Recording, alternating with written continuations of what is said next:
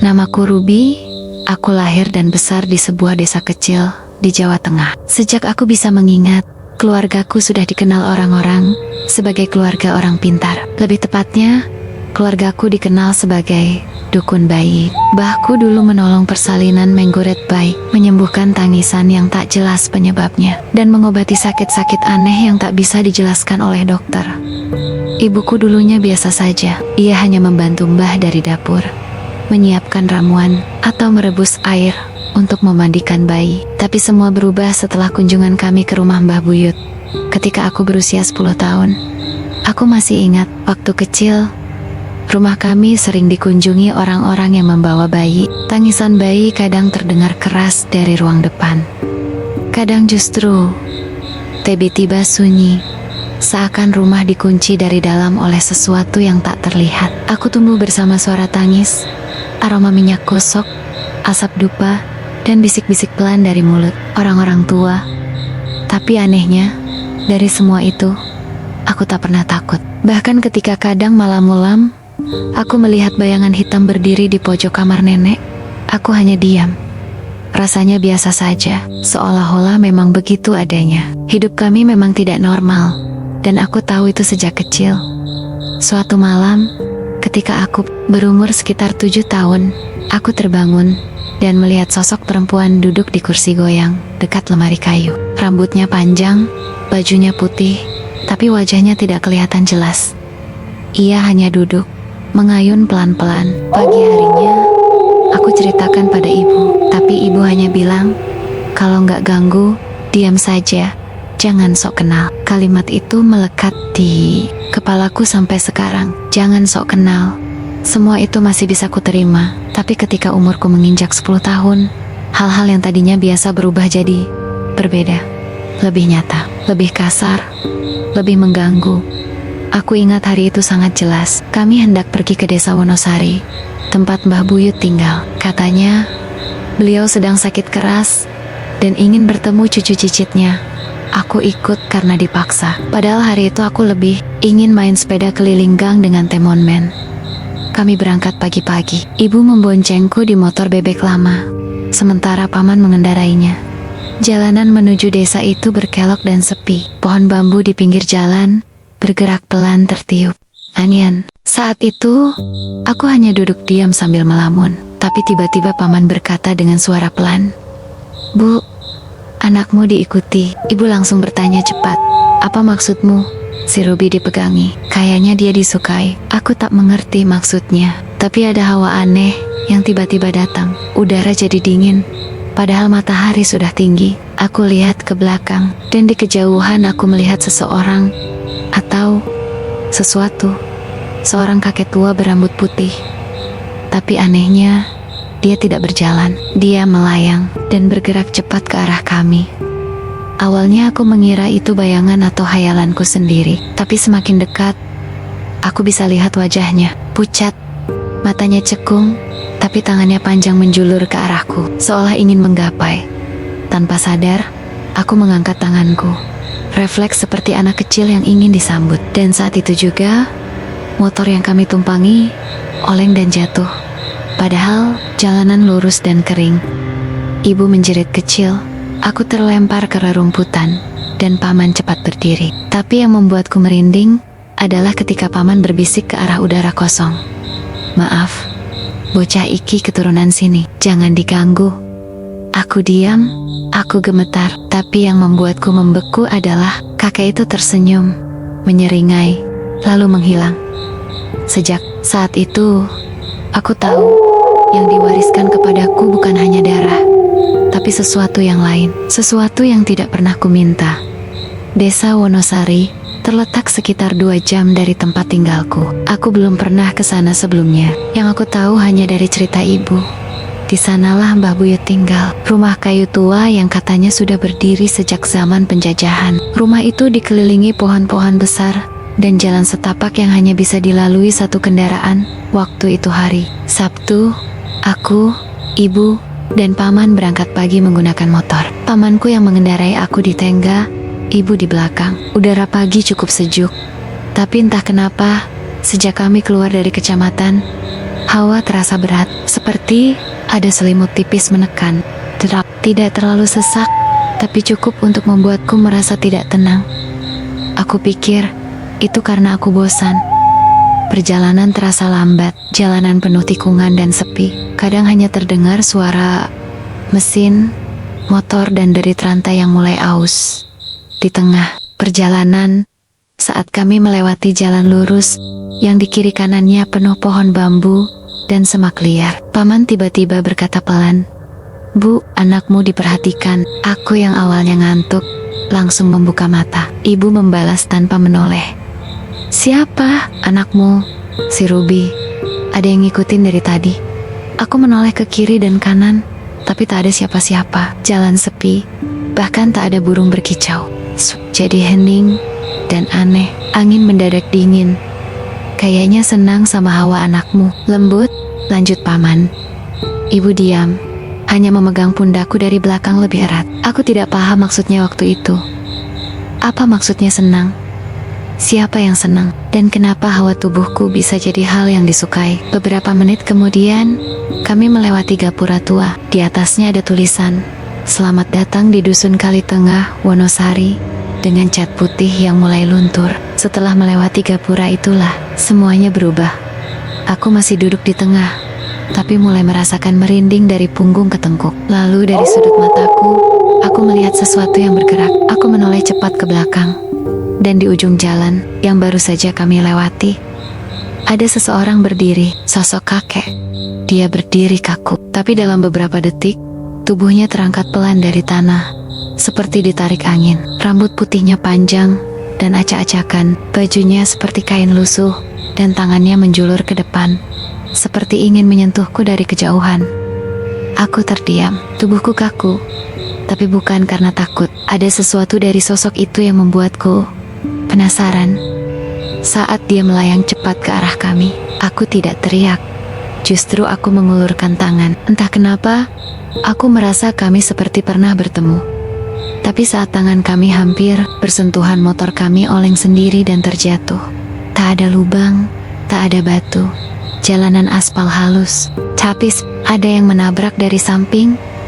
Kami terguling ke pinggir jalan. Aku tidak luka, hanya lecet. Tapi saat berdiri, aku sempat melihat sosok itu berdiri tepat di belakang kami. Wajahnya sekarang jelas, pucat, mata hitam tak bersinar, dan mulut menyeringai lebar. Paman berdiri dan berbisik ke arah sosok itu, seolah dia benar-benar terlihat olehnya.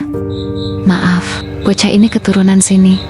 Jangan diganggu." Sosok itu hanya menyeringai, lalu seperti asap lenyap begitu saja. Ibu membantuku berdiri.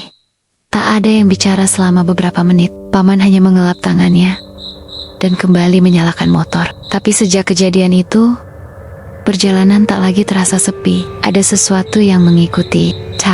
Tapi kami tahu itu ada di sana. Dan yang paling mengganggu, aku merasa dia belum selesai denganku. Aku tidak tahu pasti apa yang ada di pikiranku waktu itu. Mungkin karena masih anak-anak, mungkin karena sudah terbiasa dengan hal-hal aneh sejak kecil. Tapi yang jelas, saat sosok kakek berambut putih itu melayang cepat dari belakang, tangannya menjulur ke arahku. Aku menyambutnya. Tanganku terangkat pelan, seperti ada dorongan yang tak bisa kutolak. Mataku menatap tajam ke arah wajahnya. Ia tidak mengerikan, tapi juga bukan wajah biasa. Seperti wajah orang yang sudah sangat tua, keriput, pucat, tak bernyawa. Matanya dalam, kosong. Tapi dari balik matanya yang hitam, aku merasa dia sedang menunggu sesuatu dariku. Semua terjadi begitu cepat. Tepat saat ujung jari kami hampir bersentuhan, motor yang kami tumpangi langsung terhentak dan terbalik. Bukan seperti terpeleset, tapi seperti didorong paksa dari arah belakang. Aku terlempar ke rerumputan pinggir jalan. Ibu jatuh sambil memeluk punggungku, sementara Paman terhempas ke semak. Tidak ada truk lewat, tidak ada hewan melintas. Jalanan mulus, tapi kami terjatuh begitu saja. Tubuhku gemetar, bukan karena sakit, tapi karena aku masih bisa melihat sosok itu berdiri di tengah jalan. Di belakang kami, melayang sedikit dari tanah. Tangannya masih terjulur, mulutnya terbuka, menyeringai lebar, dan ia tidak berkedip. Aku tak bisa bicara, kakiku seperti beku. Udara di sekitarku terasa berat. Pandanganku kabur, tapi aku tahu satu hal. Dia sedang memanggilku. Pamanku bangkit. Deng dan tanpa ragu, dia berdiri di antara aku dan sosok itu. Lalu bicara pelan, tapi tegas, ke arah kosong di depannya. Maaf, bocah ini keturunan sini. Jangan diganggu, bukan waktunya. Seketika itu juga, sosok kakek tua itu berubah, seperti kabut, tipis, dan menghilang-hilang begitu saja, seolah larut dalam angin yang mendadak bertiup kencang. Aku menarik napas dalam-dalam. Ibu membantuku berdiri, sambil menapak-nepok tubuhku. Kami tak berkata apa-apa, hanya saling menatap. Tapi aku tahu, ibu juga melihatnya. Sepanjang sisa perjalanan, tidak ada satu kata pun keluar dari mulut kami. Motor kembali melaju perlahan, dan aku hanya diam, memeluk pinggang ibu dari belakang. Tapi pikiranku tak bisa lepas dari satu pertanyaan. Siapa sosok itu, dan kenapa dia mengejarku? Yang membuatku lebih takut lagi, kenapa aku tidak takut kepadanya? Aku seharusnya ketakutan, seharusnya menangis. Tapi yang kurasa justru rasa familiar, seolah aku pernah bertemu dengannya sebelumnya. Atau mungkin memang aku yang sedang dicari. Waktu itu aku belum tahu, tapi hari itu adalah pertama kalinya. Aku sadar, hidupku tak akan sama lagi. Motor kami kembali melaju pelan. Ibu memelukku lebih erat dari sebelumnya, seolah ingin memastikan aku tetap berada di dunia ini. Paman tak banyak bicara, tapi matanya sesekali memandang kaca spion, seperti sedang memastikan sesuatu tak lagi mengikuti kami. Aku sendiri masih berusaha memproses apa yang baru saja terjadi. Sosok itu kakek tua dengan rambut panjang dan mata kosong masih terbayang jelas di kepalaku. Bukan karena wujudnya menyeramkan, tapi karena senyumnya. Itu bukan senyum biasa. Itu senyum seseorang yang mengetahui sesuatu yang tidak kita tahu. Senyum yang menyimpan rahasia. Senyum yang tidak pernah ditujukan untuk membuat nyaman, tapi untuk membuat gentar. Dan sebelum menghilang, dia menyeringai tepat ke arahku, seolah berkata, "Kita akan bertemu lagi." Aku mulai sadar, ini bukan desa biasa. Ini bukan perjalanan keluarga biasa. Danak bukan anak biasa. Begitu memasuki jalan tanah menuju rumah Mbah Buyut, suasana menjadi semakin sunyi. Tak ada satupun anak kecil bermain.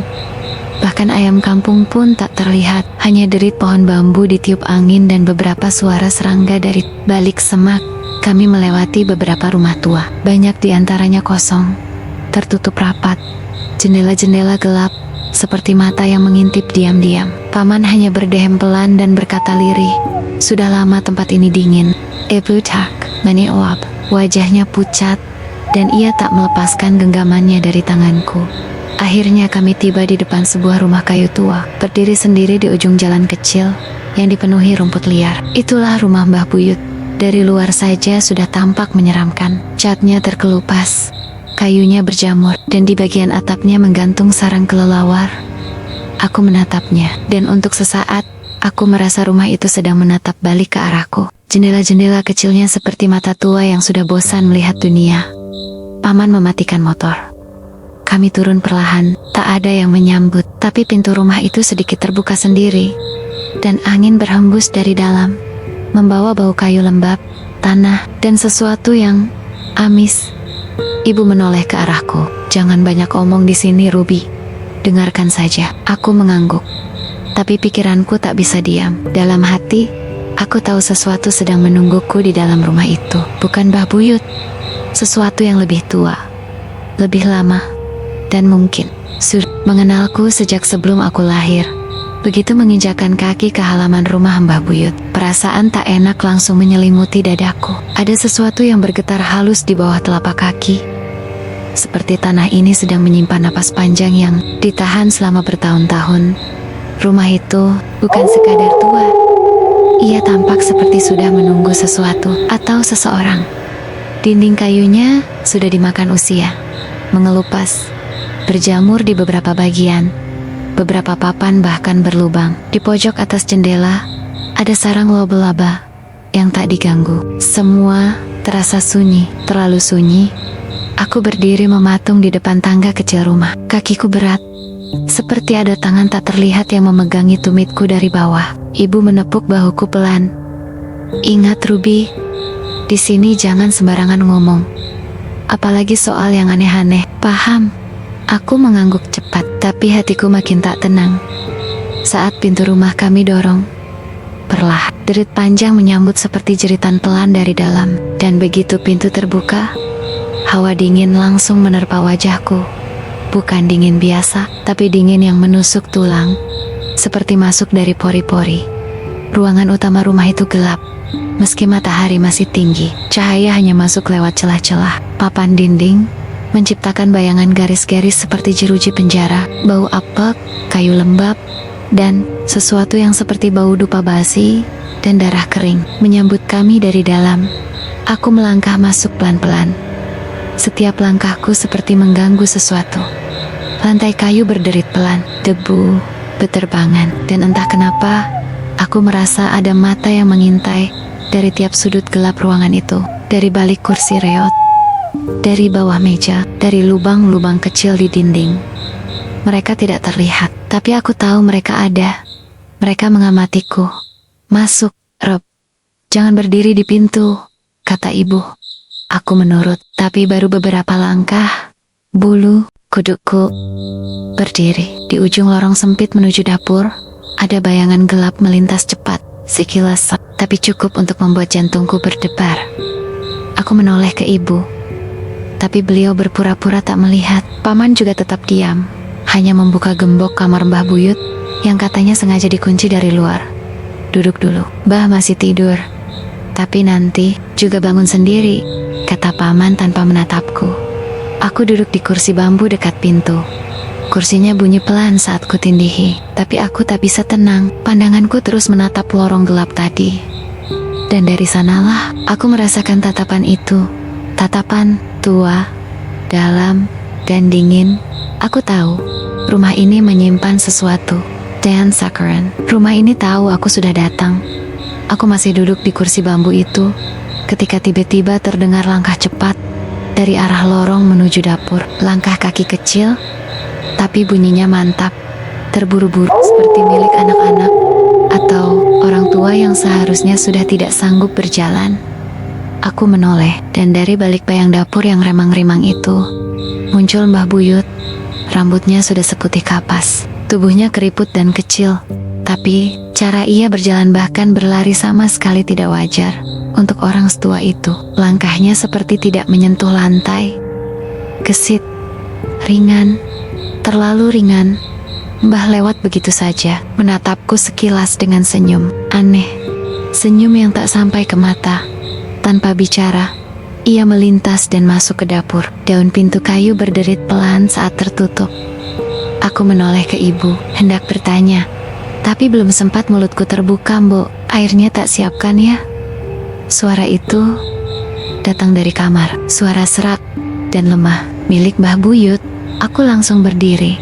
Tapi itu, barusan Mbah masuk ke dapur. Aku lihat dengan mataku sendiri. Aku lihat cara jalannya yang cepat, matanya yang kosong, kulit keriputnya. Tapi sekarang suaranya datang dari arah kamar dan terdengar seperti orang sakit yang tidak bisa bangun dari ranjang. Aku menatap ibu. Ia pucat, matanya membelalak sekilas sebelum langsung mengangguk pelan, lalu berkata tegas, "Duduk, jangan kemana-mana, dengerin ibu." Paman juga diam, tapi tangannya bergerak pelan ke kantong belakangnya, seperti meraba sesuatu, mungkin tasbih, atau sesuatu yang lebih tua dari itu. Ada dua suara, dua keberadaan, dua mbah di rumah itu. Dan aku mendadak merasa dingin seperti duduk di tengah ruang kosong yang terlalu luas. Tapi ada sesuatu berbisik di setiap sudutnya. Di luar, angin tiba-tiba berhenti. Serangga tak lagi berbunyi. Waktu seakan beku. Aku tahu, apapun yang barusan kulihat bukan Mbah Buyut, dan entitas itu sekarang ada di dapur. Kamar Mbah Buyut gelap dan pengap. Jendelanya ditutup kain lusuh yang menggantung tak rapi. Bau kaper berus bercampur anyir darah kering memenuhi udara. Lampu petroma kecil menyala di pojok ruangan. Cahayanya berkedip-kedip seperti hendak padam. Mbah terbaring di atas dipan tua dari bambu. Tubuhnya kaku, tapi matanya terbuka lebar. Kulitnya seperti kulit ular yang mengering, tapi dari bibirnya masih keluar suara lirih, serak, namun jelas. Merin, ndang nak, kesini. Cepat, aku menoleh ke ibu. Ia hanya mengangguk pelan, lalu berkata, pergi, jangan bantah, tapi apapun yang kamu lihat, jangan teriak. Langkahku terasa berat saat mendekati ranjang. Aku bisa melihat napas Mbah naik turun cepat. Tangannya gemetar mengambil sesuatu dari bawah bantal sehelai daun jagung kering yang dilinting seperti rokok. Dengan isi yang aku tahu bukan tembakau biasa. Dengan suara hampir berbisik, Mbah berkata, hisap, sekali saja. Biar I sondelok aku. Ragu, tapi tangan Mbah menggenggam lenganku erat. Kuat, terlalu kuat untuk orang setua itu. Dengan gemetar, aku menyalakan ujung rokok daun jagung itu dengan korek dari paman. Api kecil menyala, asap putih mengepul. Aku mengisap perlahan, dan rasanya seperti menelan angin dari liang kubur. Pahit, hangat, dan langsung membuat kepala berputar. Dunia mendadak sunyi.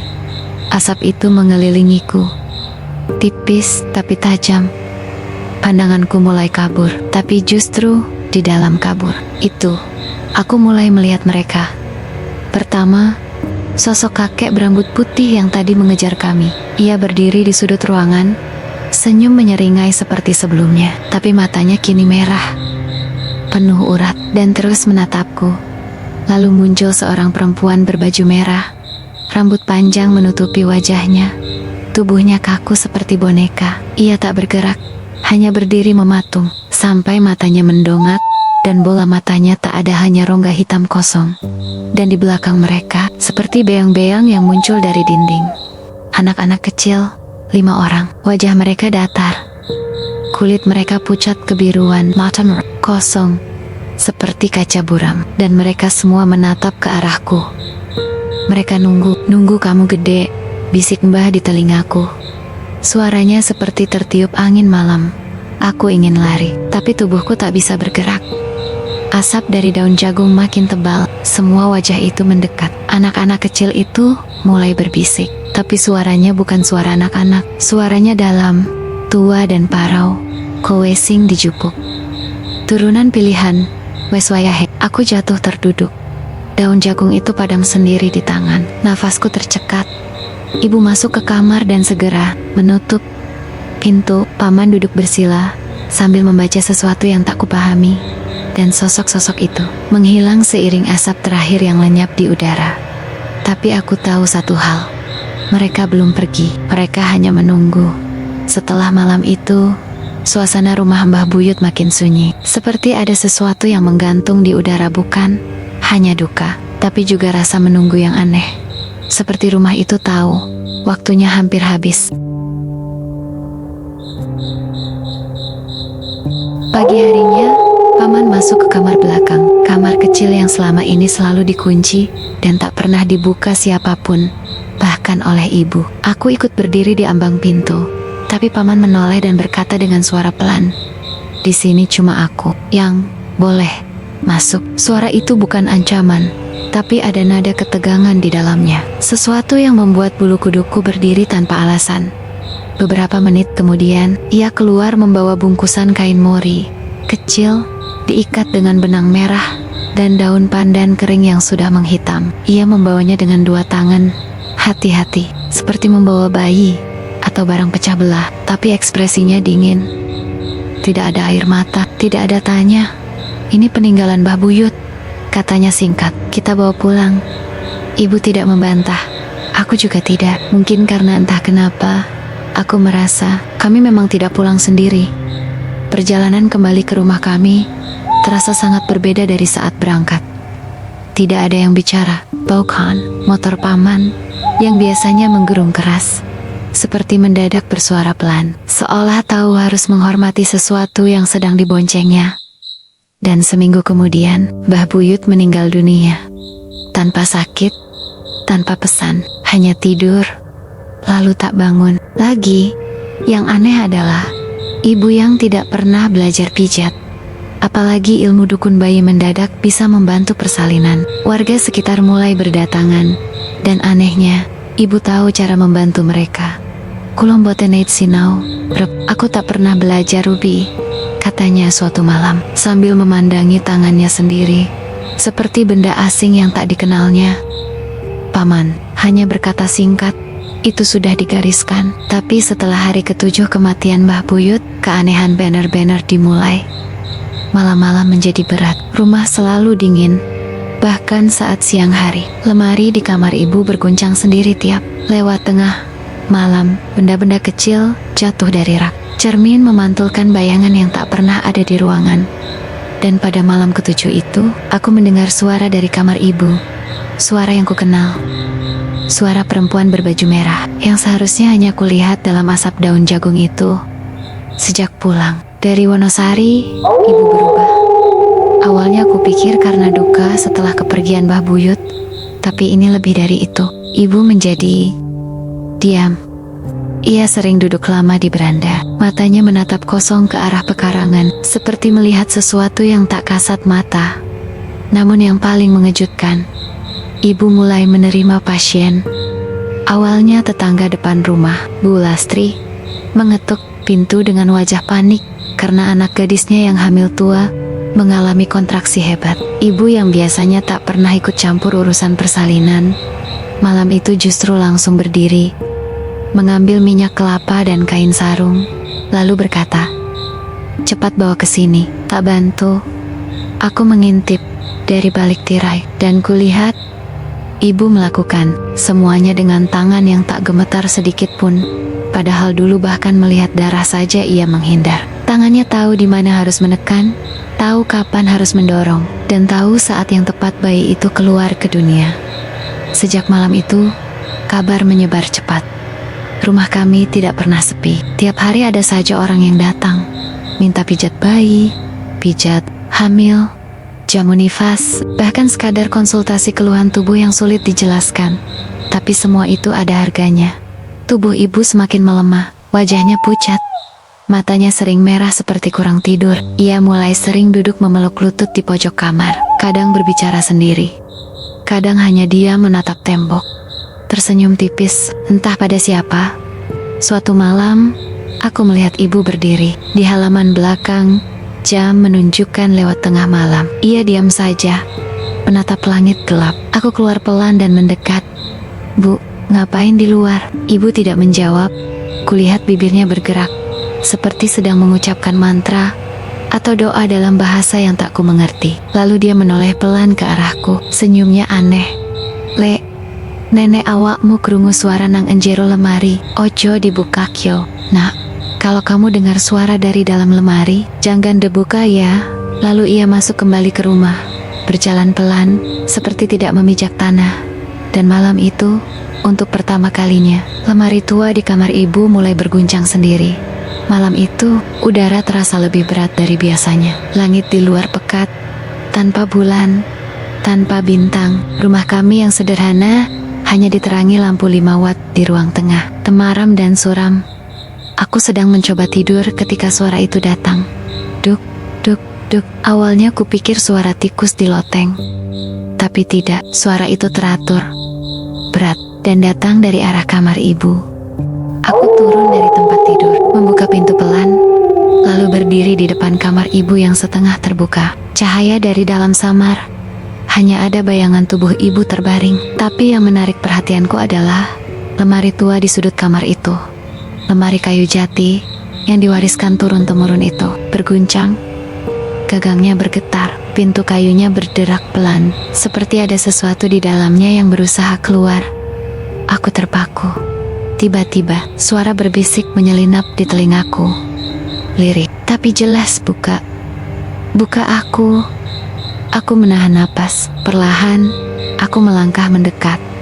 Suhu di kamar mendadak lebih dingin. Lantai di bawah kakiku seperti menghisap kehangatan tubuhku. Tanganku gemetar saat memegang gagang. "Lemari, jangan dibuka, Le." Suara ibu. Tapi saat ku toleh, ibu masih terbaring dengan mata terpejam. Aku tahu aku harus pergi, tapi rasa penasaran dan sesuatu yang lebih kuat dari kehendakku menarik tanganku membuka pintu lemari itu. Cekrek. Lemari terbuka. Di dalamnya Di antara tumpukan kain lusuh dan botol minyak gosok tua, ada satu bungkusan hitam kecil dililit benang merah dan dibungkus kain mori yang sudah kecoklatan. Aroma amis bercampur bunga melati menyembur keluar. Aku mengambilnya. Begitu bungkusan itu terangkat dari dasar lemari, getaran berhenti. Lemari diam. Aku buru-buru keluar dan duduk di ruang tamu. Jantungku berdegup kencang. Perlahan, ku buka sedikit. Bungkusan itu isinya satu batu hitam legam seukuran telur puyuh dan 2 potong tulang kecil melengkung seperti cakar ayam. Tiba-tiba angin kencang menerpa dari arah dapur, padahal semua jendela tertutup. Lampu berkedip dan di ujung lorong kamar 3 sosok berdiri. Satu kakek tua berambut putih, satu perempuan berbaju merah, dan di antara mereka 2 anak kecil bermata kosong. Malam itu udara benar-benar berbeda. Heningnya terlalu sunyi, seolah semua suara ditelan oleh kegelapan. Bahkan jangkrik pun tak berani bersuara. Aku masih duduk terpaku di ruang tamu. Bungkusan hitam berisi batu dan tulang itu tergenggam erat di tanganku. Tiba-tiba bau itu datang. Aroma amis seperti darah yang lama mengering, bercampur dengan wangi bunga melati segar, kuatsik, sampai membuat perutku mual dan tenggorokanku terasa dicekik. Dari arah kamar ibu, cahaya lampu berkedip pelan, seperti ada sesuatu yang mengganggunya. Aku mendekat perlahan, membuka pintu kamar yang setengah tertutup, dan mereka ada di sana. 3 sosok itu, sang kakek tua, rambutnya putih, mengambang di udara seperti asap, matanya cekung dan hitam. Perempuan berbaju merah, berdiri tegak dengan wajah pucat. Senyum sinisnya memperlihatkan gigi yang tidak rata dan berwarna hitam legam. Dan di bawah kaki mereka, 2 anak kecil menatapku lurus. Bola matanya putih semua. Mereka seperti patung hidup yang menunggu aba-aba.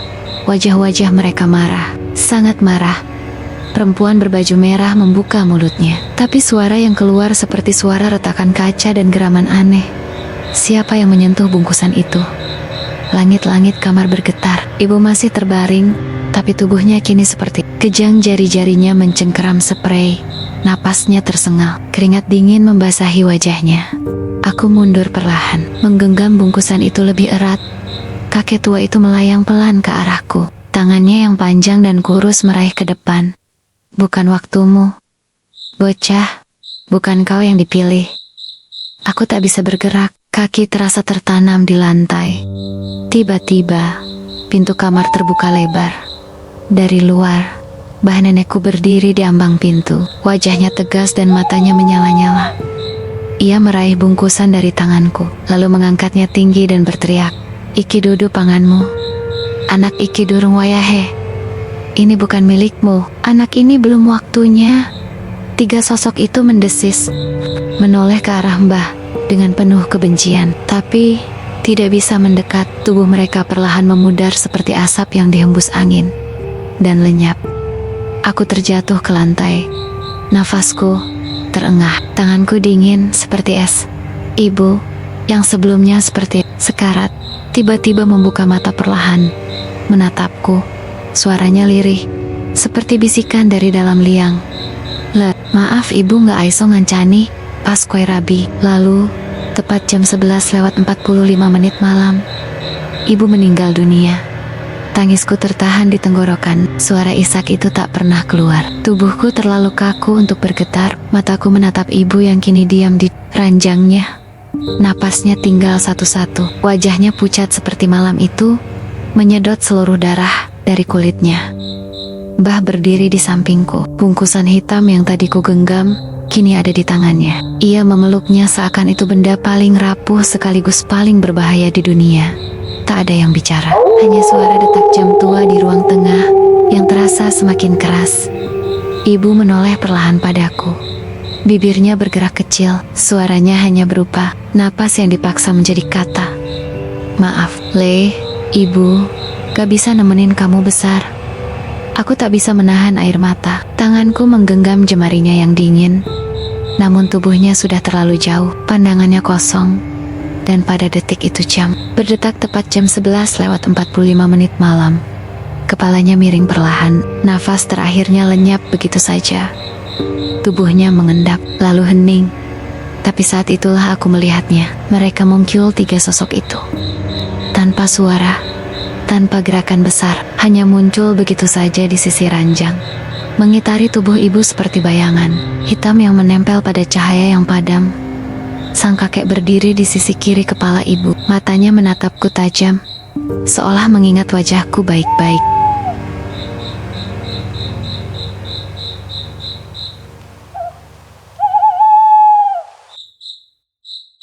Perempuan berbaju merah berdiri di sisi kanan, mulutnya tersenyum tipis.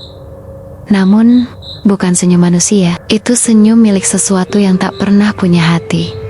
2 anak kecil itu duduk bersila di ujung ranjang, menghadap jenazah ibu sambil menyenandungkan suara seperti nyanyian Nina Bobo yang nadanya sumbang dan mengerikan. Aku ingin berteriak, tapi lidahku keluh. Aku ingin menutup mata, tapi tubuhku beku. Mereka berdiri di sana, mengantar kepergian ibu, bukan sebagai makhluk baik, tapi sebagai pemilik. Dan saat tubuh ibu ditutupi kain putih oleh Mbah, 3 sosok itu perlahan berbalik. Sang kakek menunjuk ke arahku, matanya bersinar merah, dan dari mulutnya terdengar bisikan during weaining, wis dideleng, pelem, waktunya, tapi kamu sudah diperhatikan. Lalu mereka menghilang, seperti kabut yang mengalir ke celah kayu lantai, lenyap bersama bau amis yang perlahan mereda. Aku tahu sejak malam itu, hidupku tak akan pernah sama lagi. Setelah ibu dikuburkan, rumah terasa lebih sunyi dari biasanya. Tapi bukan sunyi yang biasa. Ini sunyi yang membuatmu merasa diawasi, seolah ada yang berdiri di setiap sudut gelap. Diam, mengamati, menunggu Mbah, nenekku. Hanya diam sejak malam itu. Ia tidak menangis, tidak bicara banyak, hanya duduk di ruang tengah menatap pintu kamar yang kosong. Suatu malam, saat aku sedang menyapu sisa bunga tabur di teras, Mbah memanggilku pelan. Tinggal aku sebentar lagi. Aku menatapnya, berusaha menepis firasat buruk. Jangan ngomong gitu Mbah. Tapi ia hanya tersenyum tipis, matanya kosong, seakan telah melihat sesuatu yang belum terlihat olehku. Dan benar saja, 2 minggu setelah ibu pergi, kejadian itu terulang. Malam itu, bau yang sama menyergap rumah. Amis tajam, bercampur bunga melati, bau kematian yang dulu datang bersama 3 makhluk itu. Aku tahu ini bukan halusinasi Mbah. Duduk di kursinya, tapi tubuhnya bergetar, matanya terbuka lebar. Dan bukan matanya lagi, wajahnya berubah, rahangnya mengeras. Suaranya terdengar dalam dan berat. Bukan suara perempuan tua. Kowe kabeh mung titipan. Awakmu kudu ngerti wewenang sing diwarisna. Kalian semua hanyalah titipan. Kau harus tahu kekuatan yang diwariskan. Tiba-tiba lampu berkedip dan mereka muncul lagi. Sang kakek berambut putih berdiri di belakang kursi Mbah. Perempuan berbaju merah berdiri di sisi kiri, menyentuh pundak Mbah dengan tangan pucatnya. Anak-anak bermata putih merangkak pelan di lantai, mengelilingi kaki Mbah seperti sedang mengunci tubuhnya. Aku berdiri terpaku di ambang pintu, tak bisa bergerak.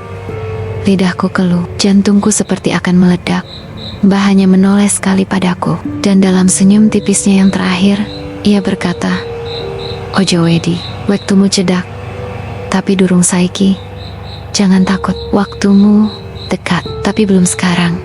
Lalu tepat jam 11:45 malam, Mbah menghembuskan napas terakhirnya, dan mereka menghilang lagi. Tak ada yang bisa menjelaskan ini. Tidak ke polisi, tidak ke tetangga, bahkan keluarga pun hanya diam. Semua tahu, kami bukan keluarga biasa. Kami bukan hanya keturunan dukun bayi. Kami adalah penjaga sesuatu. Dan sekarang, tinggal aku sendiri. Hari ke-7, setelah Mbah meninggal, keluarga menggelar pengajian kecil di rumah tua itu. Beberapa tetangga datang. Sebagian duduk agak jauh dari ruang utama. Entah kenapa, rumah kami seperti membuat orang-orang tak betah berlama-lama. Malamnya, setelah para tamu pulang, paman adik ibu menghitung sisa sajian. Eira yang Yuna, sebungkus roti kotak yang tadi disiapkan untuk tamu hilang. Padahal, dari tadi tak ada yang masuk ke dapur selain keluarga. Kami cari di meja, di rak, bahkan sampai di bawah kolong, tapi nihil.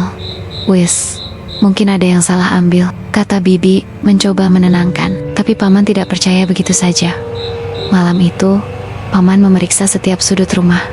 Sampai akhirnya, ia membuka lemari tua milik Mbah di kamar belakang. Lemari yang sebelumnya digunakan untuk menyimpan barang-barang lama, termasuk bungkusan hitam yang sempat memicu keanehan. Dari lemari itu, paman menarik sesuatu. Sebungkus roti, masih utuh, tapi dibungkus kain mori putih, seperti kain kafan, dan diikat dengan benang merah. Aku langsung merinding. Roti itu bukan sekadar makanan, entah siapa atau apa yang telah menyimpannya di situ. Dan untuk tujuan apa?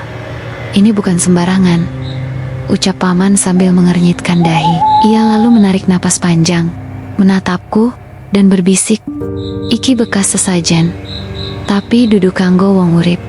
Ini bekas sesajen, tapi bukan untuk manusia." Esok paginya, tanpa banyak bicara, paman mengambil bungkusan hitam yang dulu ditemukan di lemari ibu yang berisi batu hitam dan tulang, menyerupai cakar ayam, lalu membungkusnya rapat, memasukkan roti mori itu, dan membawanya pergi naik motor.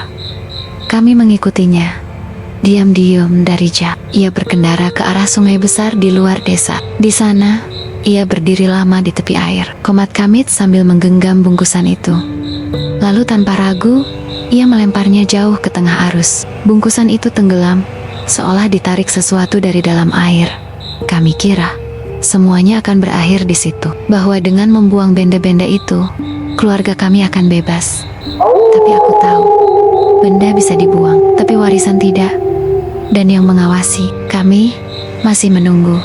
Setelah paman membuang bungkusan itu ke sungai, rumah kami kembali sunyi. Tidak ada lagi suara lemari berguncang. Tidak ada bau aneh di malam hari. Tidak ada sosok gaib muncul tiba-tiba. Semua orang mulai percaya bahwa semua sudah berakhir. Tapi tidak bagiku. Malam pertama, setelah pembuangan itu, aku bermimpi. Aku berada di tengah hutan, sendirian, udara dingin, pohon-pohon tinggi menjulang. Dan di antara kabut tebal itu, aku melihat sosok kakek berambut putih berdiri membelakangiku. Diam, tak bergerak. Aku tidak bisa bersuara, kakiku seperti ditanam dalam tanah. Tubuhku gemetar, tapi entah kenapa, aku tetap menatapnya. Perlahan, ia berbalik, wajahnya penuh keriput, matanya kosong, tapi senyumnya senyuman yang sama menyeringai penuh makna. Ia melangkah maju satu persatu, lalu berhenti tepat di depanku.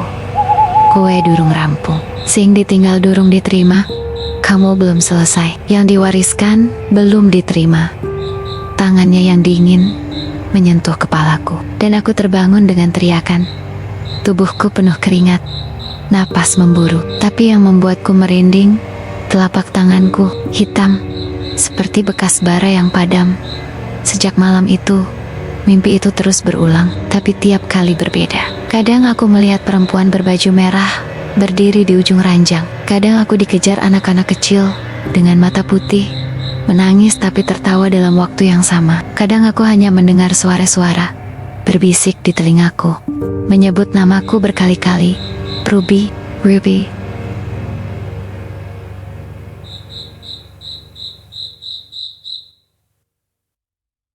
Aku mulai takut tidur. Tapi begitulah mereka bekerja. Saat semua orang percaya semuanya selesai, mereka mendekat lebih dalam, ke dalam pikiranku. Setelah mimpi-mimpi buruk yang tak kunjung reda, Ruby mulai merasakan kehadiran makhluk gaib di dunia. Nyata, suara-suara lirih muncul dari balik dinding rumah, seperti bisikan yang tidak bisa dimengerti, tapi selalu memanggil namanya. Barang-barang di rumah mulai berpindah sendiri, pintu terbuka dan tertutup tanpa sebab. Ruby merasa tidak pernah benar-benar sendiri, selalu diawasi dan dikejar oleh sesuatu yang tak terlihat tapi sangat nyata. Siang dan malam, mereka mengintai dan mengawasi, menunggu saat yang tepat untuk mengambilnya. Ruby mulai menyadari bahwa dirinya sedang dipilih untuk mewarisi sesuatu yang besar dan mengerikan, warisan yang tak pernah ia minta dan tidak pernah. Kehadiran sosok-sosok gaib semakin intens, menuntut dirinya untuk menerima takdir yang diwariskan keluarganya. Namun Ruby menolak. merasa terperangkap antara dunia manusia dan dunia gaib. Ia merasa dipaksa menjalani peran sebagai penjaga gaib tanpa pernah diberi kesempatan untuk memilih sendiri. Namun suara-suara itu semakin memaksa, dan tanda-tanda aneh mulai muncul di tubuh dan pikirannya, menandakan bahwa penolakan bukanlah pilihan. Suatu malam, saat Ruby hendak membersihkan wajahnya di kamar mandi, matanya tertumbuk pada cermin tua yang retak di dinding. Sekilas, ia melihat bayangan sosok berdiri di belakangnya, sosok yang ia kenali dari mimpi-mimpinya. Dengan cepat Ruby menoleh, tapi tak ada siapa-siapa di sana. Namun saat ia kembali menatap cermin, bayangan itu masih Ada. Bahkan kali ini bukan satu sosok saja, tapi beberapa sosok yang berdiri rapat, menatapnya dengan mata kosong dan ekspresi yang tak bisa dijelaskan. Cermin itu seolah menjadi jendela ke dunia lain, tempat para penjaga keluarganya menunggu, menuntut, dan mengawasi. Ruby merasa seperti terjebak antara dua dunia, tanpa jalan keluar. Malam itu, mimpi Ruby berubah menjadi ancaman nyata. Perempuan berbaju merah yang sering muncul dalam penglihatannya kembali hadir, berdiri di tengah kabut gelap. Suaranya dingin, menembus keheningan malam. "Kamu penerusnya, Jangan tolak, atau semua keluargamu akan ikut kami." Kata-kata itu menusuk jiwa Ruby, membuat jantungnya berdegup kencang. Sejak mimpi itu, Ruby tak mampu tidur nyenyak. Bayangan sosok-sosok gaib terus menghantui sudut matanya. Bahkan saat ia terjaga, rasa takut dan tertekan semakin dalam. Tapi, ia tahu menolak takdir bukan pilihan. Jika ia gagal menerima, keluarganya akan ikut terjerat dalam kegelapan yang sama. Di pagi yang suram dan dingin, Ruby keluar rumah seperti biasa, tapi matanya langsung tertumbuk pada sebuah bungkusan kecil yang tergeletak di depan pintu rumahnya. Bungkusan itu tampak familiar persis seperti yang pernah ditemukan dan dibuang paman waktu lalu. Dengan tangan gemetar, Ruby membuka bungkusan itu. Di dalamnya ada batu hitam, tulang cakar ayam, dan sebuah kain mori putih yang sudah lusuh. Simbol dan benda yang selama ini menjadi bagian dari warisan keluarganya. Saat itu, Ruby sadar, warisan itu bukan hanya benda, tapi beban dan tanggung jawab yang kini telah resmi ia terima. Ia adalah penjaga baru dari makhluk-makhluk gaib yang selama ini mengintai keluarganya. Dengan kesadaran itu, Ruby menatap langit kelabu dan berkata lirih, "Aku terima warisan ini. Aku akan menjaga, meski tak pernah memilih." Maka berakhirlah perjalanan panjang keluarga Ruby, dan dimulailah babak baru, babak di mana Ruby menjadi penjaga dunia yang tak kasat mata, antara hidup dan mati, manusia dan gaib. Bagi kita yang hidup di zaman modern, kisah seperti ini mungkin terdengar mistis atau sulit dipercaya. Namun, selalu ada pelajaran penting. Hargailah akar dan warisan keluargamu, apapun bentuknya. Jangan sepelekan hal-hal yang tak kasat mata, karena mungkin saja mereka menjaga kita lebih dari yang kita sadari. Dan bagi siapapun yang merasakan ada beban atau takdir yang sulit diterima, ingatlah, keberanian bukan hanya menghadapi dunia luar, tapi juga menerima dan menjalani takdir kita dengan ikhlas. Semoga cerita ini memberi kita kekuatan untuk tetap tegar, membuka hati untuk memahami yang tak tampak, dan melanjutkan hidup dengan penuh kesadaran. Terima kasih telah mendengarkan. Jaga diri, jagalah keluarga, dan jangan takut menghadapi apapun yang datang dalam hidupmu, baik yang terlihat maupun yang tersembunyi.